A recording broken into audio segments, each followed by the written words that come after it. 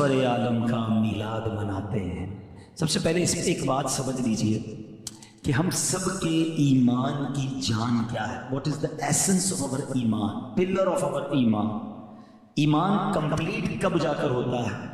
یاد رکھیے، یقیناً اللہ پر ایمان لانا بالکل ضروری ہے، مگر کمپلیٹ ایمان جب تک نہیں ہوتا جب تک رسول پاک علیہ الصلوۃ والسلام پر کہ وہ اللہ کے رسول ہیں اور آخری رسول ہیں، اللہ کے بندے اور رسول ہیں، یہ ایمان جب تک ہم نہیں لاتے تو ایمان کمپلیٹ نہیں ہوتا۔ کوئی زندگی لا الہ الا اللہ لا الہ الا اللہ کہتا رہے، مومن نہیں ہوگا جب تک وہ محمد الرسول اللہ دل کی تصدیق کے ساتھ نہ کہے۔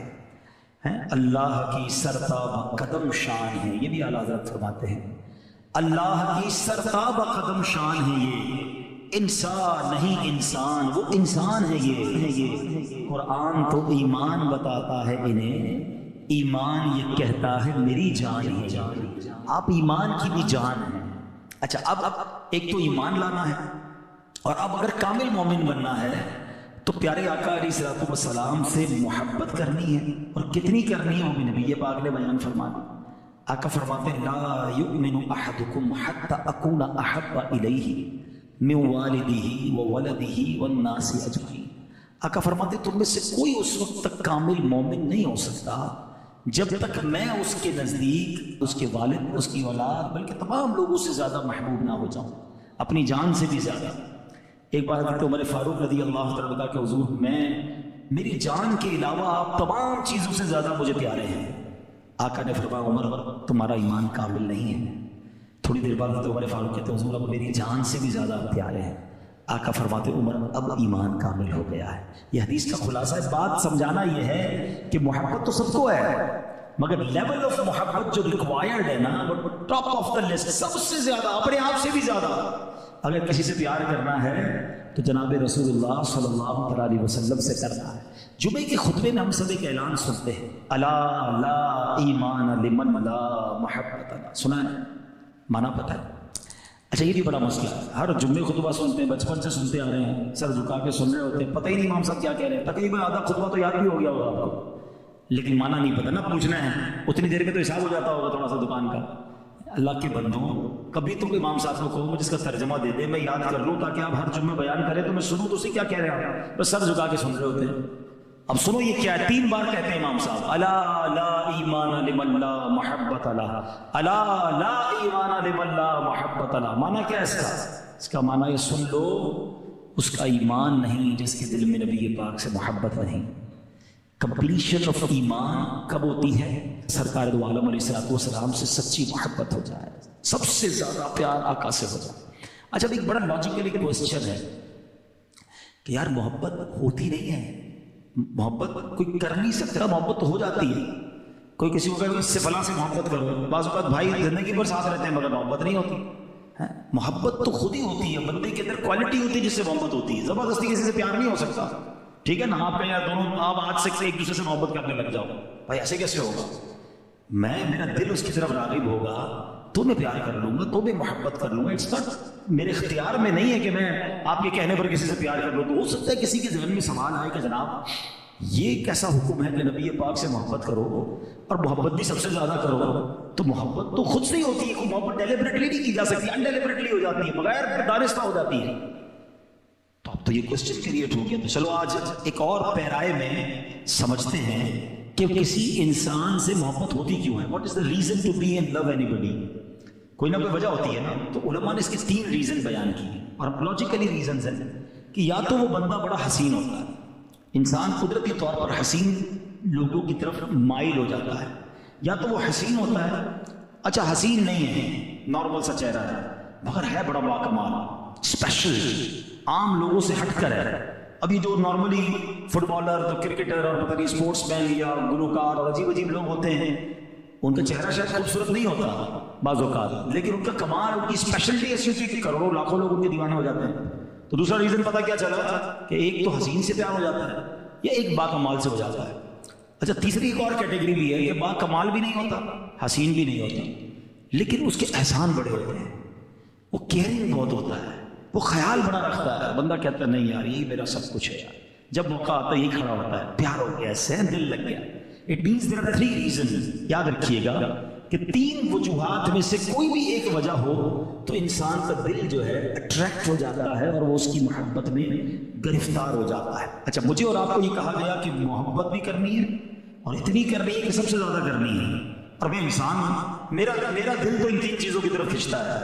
اب آؤ ان تینوں چیزوں کے پیرائے میں ہم دیکھتے ہیں کہ جناب رسول اللہ صلی اللہ تعالیٰ علیہ وسلم ان 3 کیٹیگریز میں ان کی شخصیت کیسی ہے. سب سے پہلے بات کرتے ہیں حسن کی, حسین کی. اللہ اکبر. اگر کسی حسین سے پیار کرنا ہے تو بتاؤ میرے آقا جیسا حسین تو اس کائنات میں آیا ہی نہیں ہے. بات چلے حسین حسن کی بات تھوڑی دیر بات کرتے ہیں نا, تھوڑی دیر بات.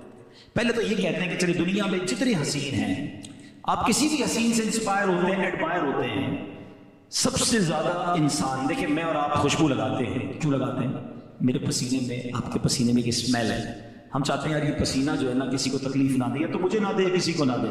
جس بھی حسین سے تم پیار کرتے ہو نا اس کے پسینے میں بو آتی ہے, اور میں جس حسین کی بات کرنے آیا ہوں اس کا پسینہ مشک سے زیادہ خوشبودار ہے. اور یہی بات اعلیٰ حضرت کہتے تھے, کیا مہکتے ہیں مہکنے والے ہیں. مہکتے بھی کیسے ہیں کہ بو پہ چلتے ہیں بھٹکنے والے. میں ابھی بیان کر کے آیا ہوں, جب ہم بیان کر کے نکلے تو لوکیشن تھی, لوکیشن کھولی اور ہم سیدھا گھر پہ آ گئے. بڑا آسان ہو گیا, پہلے بڑا مشکل تھا کہ بھائی ذرا فیڈرل ایریا میں جانا, فلاں ہاسپٹل کے بعد سیدھی گلی میں, پھر 2 گلیوں کے بعد الٹی گلی میں, پھر ایک کھمبا نظر آئے گا, پھر لال کلر کا گیٹ نظر آئے گا. ڈھونڈ کے حال برا ہو جاتا تھا آج سے 2-4 سال پہلے. اب جب سے لوکیشن آئی ہے کسی سے پوچھنا بھی نہیں ہے, سیدھا بندہ گھر پہ پہنچ جاتا ہے. ٹھیک ہے نا, یہ آسانی ہو گئی. اچھا میرے صحابہ کے پاس بھی بڑا لوکیشن سسٹم تھا, اس زمانے میں بڑا نیویگیشن سسٹم تھا. ان کو جب نبی پاک کو تلاش کرنا ہوتا تھا نا, گلی کے کنارے کھڑے ہوتے تھے, خوشبو بتاتی تھی آقا یہاں سے گزر کر گئے. کیسا پسینہ کہ گلیاں مہک جایا کرتی. اللہ اکبر.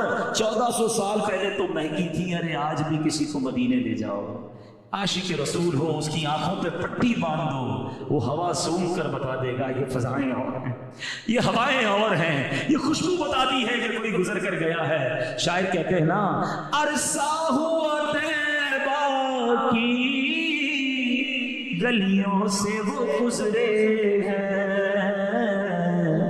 اس وقت بھی گلیوں میں خوشبو ہے پسینے کی.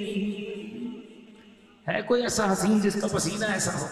اور حسن کی تو کیا بات ہے. دیکھیں ایک بات یاد رکھیے گا, کائنات میں سب سے زیادہ حسین اللہ نے کسی کو نبی پاک کی آمد سے پہلے بنایا نا, تو وہ حضرت یوسف علیہ السلام. ایسا حسن کیسا تھا, قرآن میں ان کے حسن کا ذکر ہے. ان عورتوں نے, ہوا کیا کہ زلیخا وہ ملکہ تھی, حضرت یوسف سے محبت کرنے لگی. اس کی سہیلیوں نے کہا تم ملکہ وہ غلام, تم مجھ سے محبت کرتی ہو؟ اس نے کہا ٹھیک ہے. ان سب کے ہاتھ میں پھل دیا, چاقو پکڑا دیا, اور کہا جب یہ تمہارے سامنے آئے تو اس پھل کو کاٹنا. جب وہ قریب سے گزرے, آپ کا حسن ایسا تھا کہ عورتوں نے پھل کاٹتے کاٹتے اپنی انگلیاں بھی کاٹ دی. اور یہ قرآن میں ذکر ہے کہ جب عورتوں نے یوسف کو دیکھا, اس کی بڑائی بولنے لگی اور اپنے ہاتھ کاٹ لیے, اور بولی اللہ کو پاکی ہے, یہ تو جنس بشر سے نہیں, یہ تو نہیں مگر کوئی معزز فرشتہ, یہ تو فرشتے جیسے دکھتے, اتنا خوبصورت چہرہ. ان کی انگلیاں کٹ گئیں. اللہ اکبر. حضرت یوسف علیہ السلام کے حسن کے بارے میں آتا ہے, حضرت یوسف کو حسن و جمال کا ایک حصہ عطا ہوا, اور نبی پاک علیہ السلام کو پورا حسن عطا کر دیا گیا. جیسا کہ علامہ جلال الدین سیوطی شافعی رحمۃ اللہ تعالی ذکر کرتے ہیں کہ حضرت یوسف علیہ السلام کو تمام انبیاء و مرسلین میں بلکہ تمام مخلوق سے بڑھ کر حسن عطا کیا گیا, مگر ہمارے نبی علیہ السلام کو ایسا حسن و جمال عطا کیا گیا کہ جو پہلے کسی کو عطا نہیں ہوا, بعد میں کسی کو عطا نہیں ہوا. بلکہ سنو, بی بی عائشہ صدیقہ فرماتی ہیں کہ اگر زلیخا کو ملامت کرنے والی عورتیں